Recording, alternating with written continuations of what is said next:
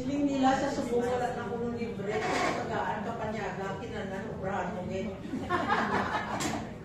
I really did not know that I was supposed to speak this afternoon.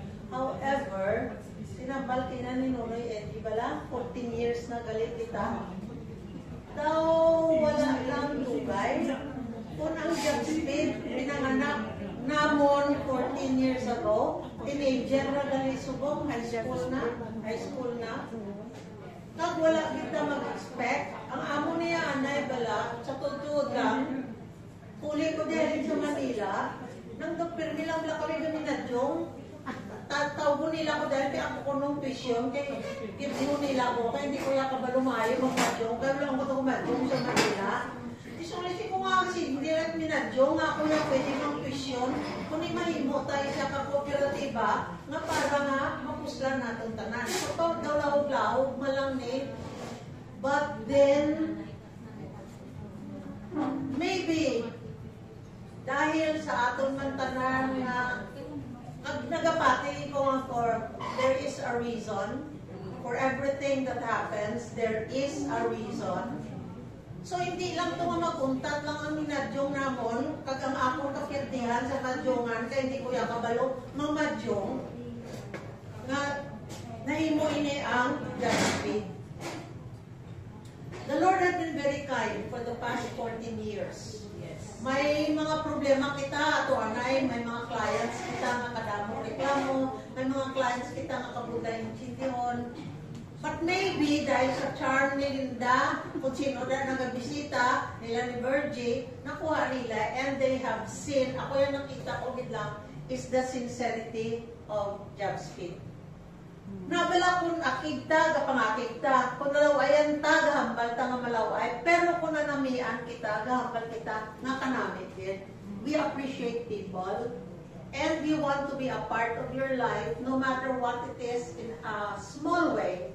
That's why pag silingkinan ni Ma'am Linda, nga ang livelihood program, amo ginatani ang life natong tanan, ang livelihood program, kay para nga makabulig ini siya sa atong tanan-tanan. Kay nakita ko gidini kung anong importansya sa livelihood program. Like for example, may tusino kamo, may longganisa, si Ma'am Elvira may resort dito ho.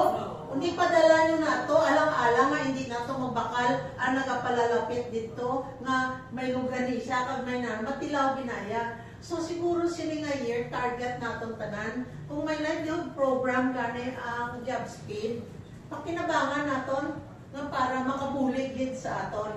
Oo, may dividendo, thank God, may dividendo daw wala man tuig. Bisan last year nga kadamo sa binayaran ta nga mga separation pay or whatever, kahit paano may ginatian kita. So two things I would like to encourage of you. Dagdagin nyo ang inyong share capital. Bisan jutay lang na bala, that's what you call wise investment.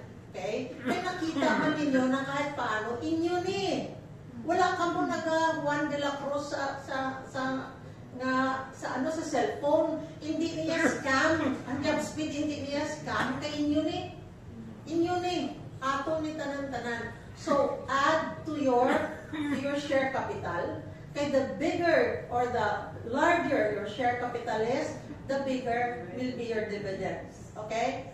Number 2, let us encourage bala na magbinuligay kita. Like, example ko din, sa doctor's hospital. Sa doctor's hospital, may pasyente ako to, magsiling ko nga, uy nga, may cart ni di siling ko sa Johnson nga, may cart ni di sang nablang butangan sa mga housekeeping. Ma'am, hindi na ako, kay kuwana, kay hindi ka magabos yun na, now let's make this a cooperative effort, ng kayuhan sa isa, iyaman sang kaayuhan sa tanan. Kaya di ko may nadanlog abi dito sa amo to nga cart nga masin ka kay kwanto ya, anong matabo? Godspeed man kaya ako na. So, mag-cooperate kita in a way wherein we do the work of one for everybody. Hindi nato kasing iya-iya, aton ni tanan. Okay? So, duwa lang. Amo lang nyo nadugangin yung in-share capital para nga sa inyo mabalik. Kag mag-ubra kita tanan-tanan for the good of everyone. And lastly, let us offer everything to our God. Wala taging pabayan, sa tanan nga problema, ara siya. Sa tanan nga ginadamok sa iya, ara man siya. So sa tanan ini, may reason siya para sa aton to keep on going. Okay? So, congratulations to everyone.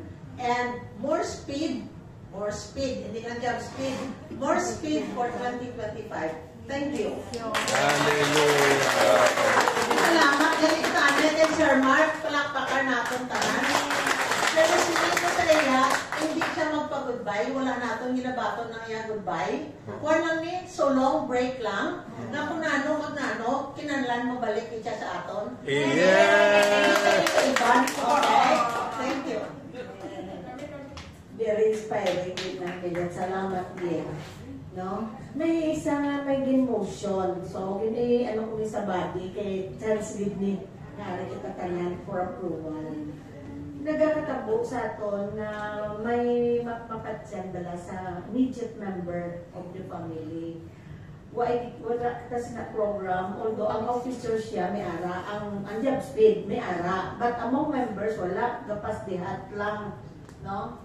Ang standing subong sa policy na nga gin-approve sa officers, we give 3,000 to the bereaved member. 3,000 na, wala na siya, amo na siya. At 2,000. So, okay.